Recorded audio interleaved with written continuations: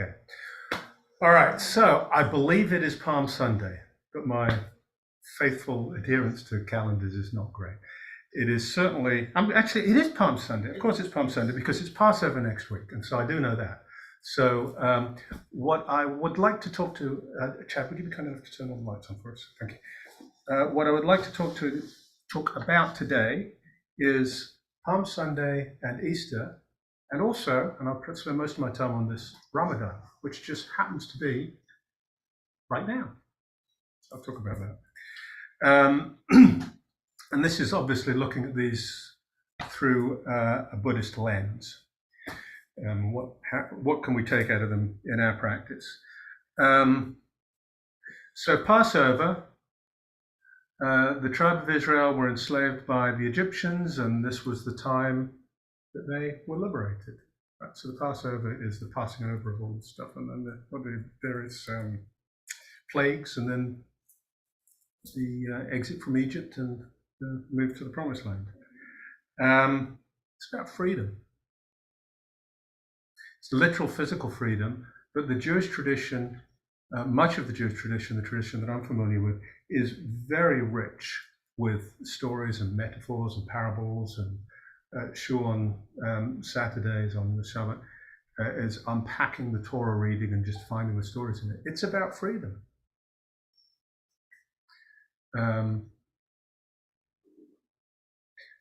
So the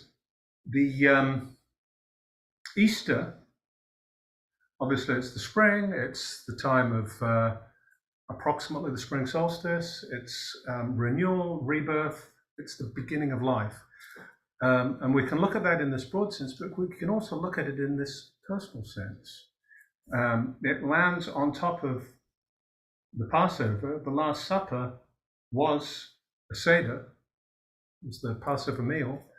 The wine that Christ drank and said, "Drink this in remembrance of me," wine has historically been a symbol of life. The fifth glass of the Torah, the Seder, is put aside and not drunk. It's for the prophet Elijah. And the prophet Elijah returns. They hope he'll come to the Seder table. And Elijah is there to help bring us to freedom. So the symbolism, and again, one of the wonderful things about rich texts, and the New Testament is a very rich text, is they're not a linear reader. They don't support a linear reading. They are really complicated. They can be read in so many different ways, which can get us into all sorts of trouble, but it also opens it up to really profound truth. And there are other readings, of course, but I'm reading Easter as very much about spiritual freedom. Christ put himself in the place where he was liberated. And through his liberation, he crossed over, just as the Egyptians crossed over the Red Sea. He crossed over to a new life, to an eternal life, and came back. And it's a promise of rebirth, of renewal, of freedom. It's exactly what our practice is about. Our practice is about freedom. It's about freedom from our cravings.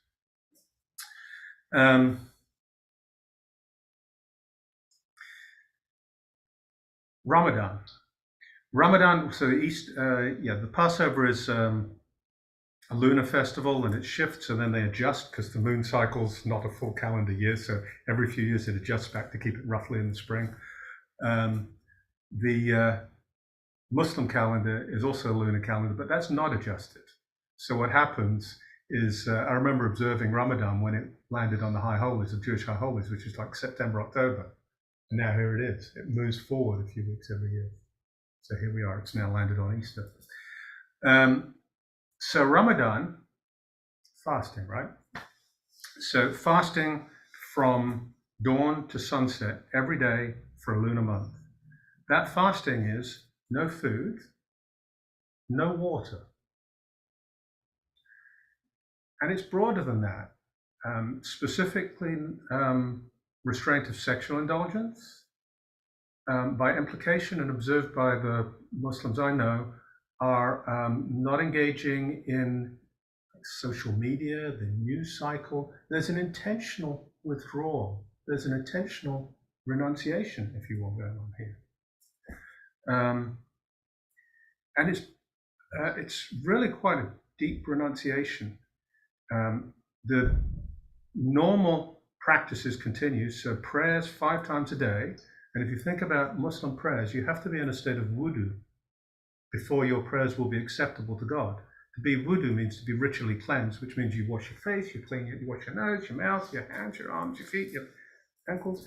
And we do all sorts of things all the time that take us out of wudu. Every time we go to the restroom, for example. There's a lot of things. So a Muslim has to be constantly aware of whether they're in this state of wudu so that they can be ready to pray 5 times a day. During Ramadan, after the fast is broken and dinner is eaten, there's actually a 6th prayer, Tarawih, which is when the Quran is read. So we're familiarizing ourselves with the text every year. So there's this slowing down, there's this settling, this renunciation. And if being hungry all day long and thirsty all day long isn't enough to make you feel present, you've got to stay present in order to know whether or not you're in a state of wudu, so your prayers will be acceptable. So it is the most profound practice of mindfulness. It goes on for a month, every day for a month. And it intensifies. The last third is recognized as being the most intense. Charity is also, it's one of the 5 pillars, but during Ramadan it is a particularly exalted practice, and there's this idea of blessings, and you get many times more blessings for charity during Ramadan than you normally would. So it's an intensification in that sense as well. I think it's the 27th night, it's fairly late in the cycle. There's Laylat al-Qadr, which is the night of power. And that's a stay up all night. So you read the Quran with your community. Reading the Quran, by the way, it's not you sit down and read it. You stand in the ranks, recite it, as we just recited the Heart Sutra. You recite it, and then it's interrupted routinely to make salat, which are the prayer motions. So you recite a couple of surahs, a couple of verses, and then you will do the couple of surahs, salats, and then you'll carry on reciting. So it's very ritualistic, very humbling, and it repeats something that is really important in the fast, which is everything is dedicated to God. The whole fast, the whole practice is dedicated to God, and you pray that it will be acceptable to God. So there's this, it's a surrender. Many years ago now, I haven't done this for a number of years, but I went for a few years where I did observe Ramadan, and my memories of it are quite profound. And it's a practice that every year I find an excuse not to do, but I do want to do it again. It's very meaningful. My experience is that it takes about 3 days for the body to adjust to this. The body argues for about 3 days, but after the body recognizes you're not going to give in, it kind of gives up. And so for the next 20 odd days, you're in this place where there's an edge of hunger that's always there. And it'll get stronger at times, but it's just always there, which always brings you present, always the opportunity to be present. It slows everything down. You just physically don't have the energy to do anywhere near as much stuff, which again slows everything down. Which is what we try doing in our practice, right? Slow everything down.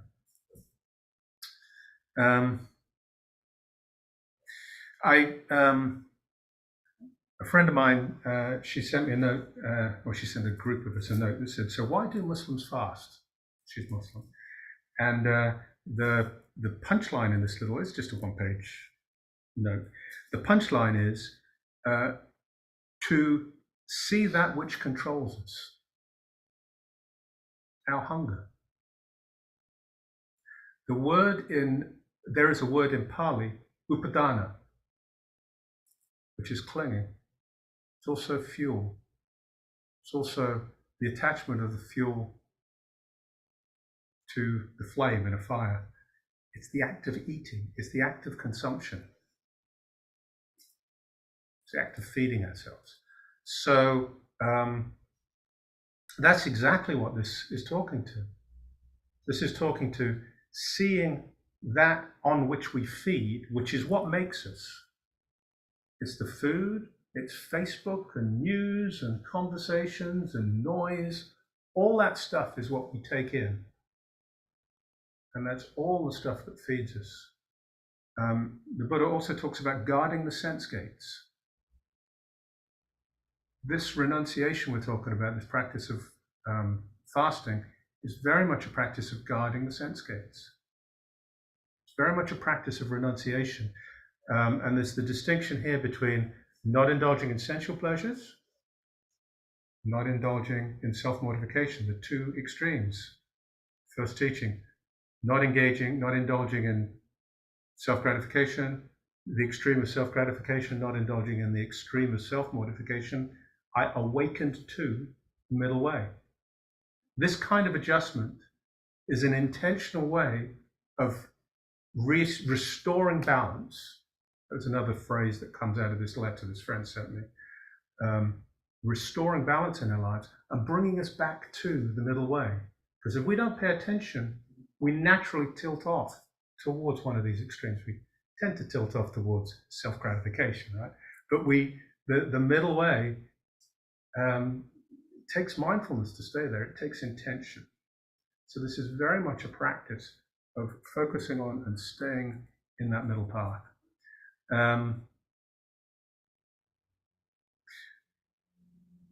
Fasting is a rich spiritual tradition, as you all know. It's there in Christianity. Lent was designed as kind of a fast. It's lost that depth of meaning in most of Christianity that I'm familiar with. The Jewish faith, I forget how many fast days there are in the Jewish calendar, but it's a bunch.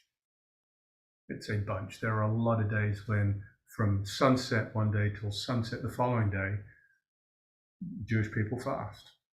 At least devout Jewish people will fast. Some are more serious than others. Traditional Buddhism is a practice of 24-hour fasting every day. If you think about it, the Buddha took his little bowl, went begging, filled his bowl up, went back with all his fellow monks, and they all made sure they shared all their food out, and then they ate 24 hours before they did it again. So traditional Buddhism is a practice of just ongoing 24-hour fasts, which is an ongoing practice of this renunciation. It's an ongoing practice of using that middle way, the not indulging in sense pleasures, not giving in when something's trying to control us and make us want to eat, keeps us present. And the wudu, keeping yourself in a ritual state of wudu, there are analogies there. I mean, the way that we keep this space, we take our shoes off when we come in the door. It really wouldn't make much of a hell of a bean of difference if we all wore our shoes and took them off and left them lying around the place. But we choose not to. We choose to regard this as a different space. We choose to keep the curtains really nice and tidy, mostly. We choose to have the cushions all lined up nice and square, right? I mean, these are intentional choices about some kind of ritual cleanliness, ritual order.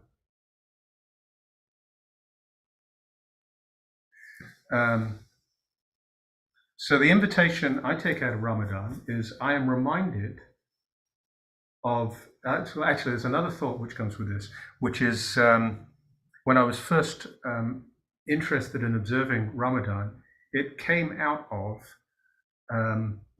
watching the excitement with which my Muslim friends approached Ramadan.